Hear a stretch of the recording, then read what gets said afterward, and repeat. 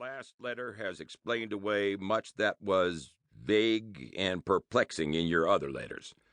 It has inspired me with hope and anticipation. I shall not take time now to express my thanks, but hasten to get ready to go west. I shall leave tomorrow and arrive at Beacon on June 19 at 4:30 p.m. You see I have studied the timetable.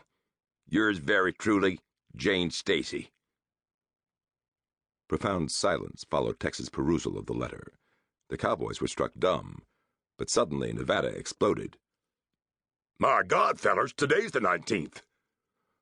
Well, Springer needs a schoolmarm at the ranch, finally spoke up the practical Andy. There's half a dozen kids grown up without any schooling, not to talk about other ranches. I heard the boss say this himself. Who the hell did it? Demanded Tex in a rage with himself and his accomplices. What's the sense in hollering about that now? Returned Nevada. It's done. She's coming. She'll be on the limited. Reckon us got 5 hours. It ain't enough. What'll we do? I can get awful drunk in that time, contributed Panhandle nonchalantly. Uh-huh, and leave it all to us, retorted Tex scornfully. But we got to stand pat on this here deal. Don't you know this is Saturday, and that Springer'll be in town? Oh, Lord, we're all going to get fired, declared Panhandle. Serves us right for listening to you, Tex. Us can all gamble this trick hatched in your head. Not my head more than yours or anybody, returned Tex hotly. Say, you locoed cowpunchers, interposed Nevada. What'll we do? Sure is bad, sighed Andy. What'll we do? We'll have to tell Springer. But, Tex, the boss would never believe us about not following the letters up. He'd fire the whole outfit. But he'll have to be told something, returned Panhandle stoutly. Sure he will, went on Tex. I've an idea. It's too late now to turn this poor schoolmarm back, and somebody'll have to meet her. Somebody's got to borrow a buckboard and drive her out to the ranch.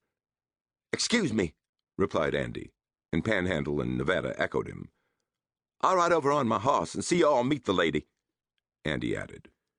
Tex had lost his scowl, but he did not look as if he favorably regarded Andy's idea. Hang it all, he burst out hotly. Can't some of you gents look at it from her side of the fence? Nice fix for any woman, I say. Somebody ought to get it good for this mess. If I ever find out— Go on with your grand idea, interposed Nevada. You all come with me. I'll get a buckboard.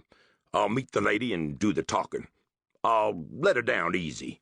And if I can't head her back, we'll fetch her out to the ranch and then leave it up to Springer. Only we won't tell her or him or anybody who's the real Frank Owens.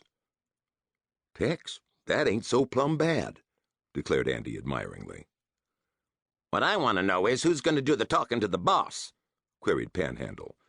It mightn't be so hard to explain now, but after driving up to the ranch with a woman, you all know Springer's shy, young and rich like he is, and a bachelor. He's been fussed over so he's plumb afraid of girls. And here you're fetching a middle-aged schoolmarm who's romantic and mushy. My God, I say send her home on the next train.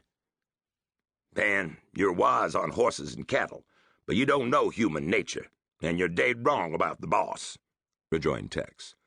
We're in a bad fix, I'll admit, but I lean more to fetching the lady up than sending her back. Somebody down Beacon Way would get wise. Maybe the schoolmarm might talk. She'd sure have cause. And suppose Springer hears about it, that some of us or all of us played a low-down trick on a woman. He'd be madder at that than if we fetched her up. Likely he'll try to make amends.